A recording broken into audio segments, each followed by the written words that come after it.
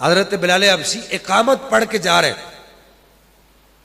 इकामत पढ़ी, अजान पढ़ी, अजान पढ़ के चले गए किसी काम से, क्योंकि आपकी ड्यूटी थी, आप अजान भी पढ़ते थे, इकामत भी पढ़ते थे। सिलसिला हदीस सहीह के अंदर अलबानी साहब ने भी इसको नकल किया, मैं इसको अल्लामा तो नहीं कह सकता, उसने भी इसको नकल किया। इकामत पढ़ के चले गए और अजान पढ़ के चले गए, इकामत में वक्त अब वापस आए तो देखा कि सैयदा पाक के बच्चे रो रहे हैं, अभी छोटे थे, और सैयदा पाक गाए बगाए नबी पाक से इस बात का शिकायत भी करती थी, कहती थी कि अली पाक काम पर होते हैं और या रसूलल्लाह ये बाज़ औक़ात छिड़ जाते हैं, रो पड़ते हैं, तो अली पाक जो है अपने काम काज के साथ लगे रहते हैं।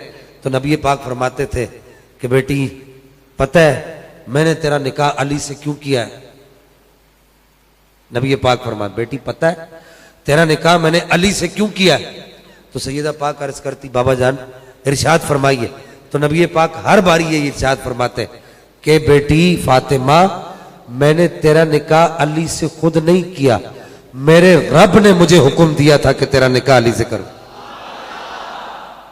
और कहा कि बेटी तेरा निकाह यहां सिर्फ नहीं हुआ, ये नबी पाक फरमाया करते थे, तेरा निकाह यहां सिर्फ नहीं हुआ बल्कि तेरा निकाह सातों आसमानों के ऊपर भी हुआ है, और तेरे और अली के निकाह के गवाह जिब्राइल, इसराफील, इज़राइल और मीकाईल जैसे फरिश्ते वहां बने थे।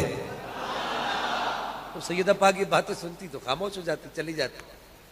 तो वापस आ रहे हजरत बिलाल हबशी, इकामत कहनी है, इकामत में ताखीर हो गई। क्यों कि सैयदा पाक जो है वो चक्की चला रही थी और हसनैन करीमैन रो रहे, अभी कम उम्र थे, रो रहे। तो हजरत बिलाल हबशी इजाजत लेकर अंदर दाखिल होते हैं, अभी गालिबन पर्दे के अहकाम नाजिल नहीं हुए थे। तो कहा कि क्या बात है बच्चे क्यों रो रहे हैं? जानते तो थे साहबा कि नबी पाक इनको रोता हुआ नहीं देखते, जानते तो थे। कहा कि इस वजह से रो रहे हैं कि अभी खाना वगैरह तैयार करना है। तो हजरत बिलाल हबशी ने कहा, अर्ज की कि अम्मा जान से अर्ज की कि सैयदा पाक से कि आप इनको खामोश करवाएं, मैं चक्की चला लेता हूं।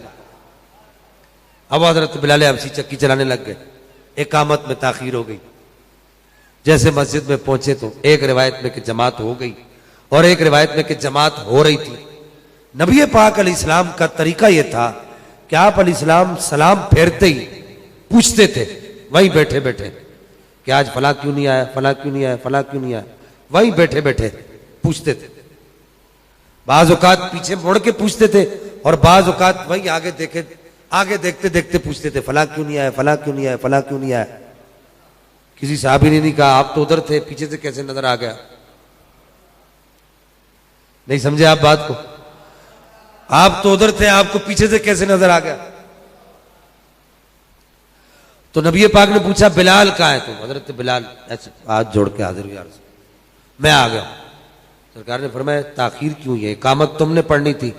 अर्ज किया रसूलुल्लाह बंदा नवाज, वो सैयदा के बच्चे रो रहे थे। सरकार खामोश हो, सरकार फौरन खामोश हो गई।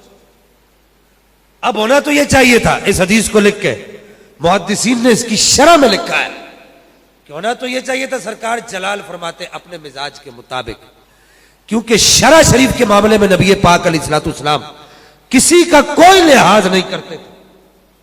यह आपने हदीस उलमा से सुन रखी है, शरह शरीफ के मामले में नबी पाक किसी का कोई लिहाज नहीं किया करते थे, लेकिन अपनी तबीयत के मुताबिक, शरह शरीफ के मुताबिक आप अलैहिस्सलाम ने यहां पर यह शरह ही का हुक्म था। मुहद्दिसीन लिखते हैं कि शरह ही का हुक्म था कि नबी पाक अलैहिस्सलाम खामोश हुए और खामोश होकर बताया कि नमाज तब ही है जब दिल में हसनैन करीमैन की मोहब्बत है, अगर नहीं है तो नमाज भी कुछ नहीं है।